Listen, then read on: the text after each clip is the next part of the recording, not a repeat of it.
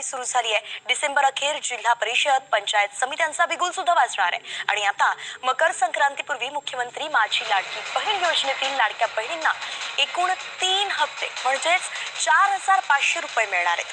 त्यातील नोव्हेंबर महिन्याचा लाभ पुढील आठवड्यात जमा होण्याची शक्यता आहे। शिवाय मकर संक्रांतीपूर्वी डिसेंबर आणि जानेवारीचे असे 2 हप्ते सुद्धा एकत्रित मिळतील, म्हणजेच 3000 रुपये एकत्रित देण्याचं नियोजन सुरू आहे।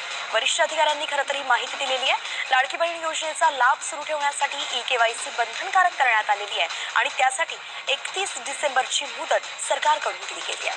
पण आता सुरू असलेल्या महापालिका निवडणुका आणि आगामी जिल्हा परिषदेच्या निवडणुकांमुळे ई-केवायसीला पुढे आणखी 1 महिन्याची मुदत वाढही मिळू शकते।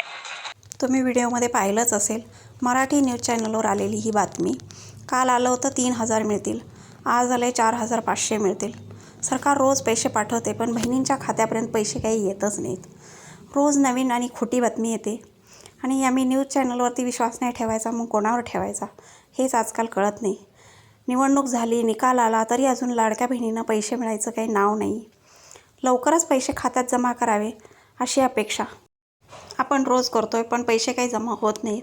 सरकारने लवकरात लवकर पैसे जमा करायला पाहिजे। लाडक्या बहिणींना या 1500 द्या, 3000 द्या, नाहीतर 4500 द्या। त्यांच्या हक्काचे पैसे सरकारने लवकरात लवकर खात्यामध्ये जमा केले पाहिजे, हीच विनंती।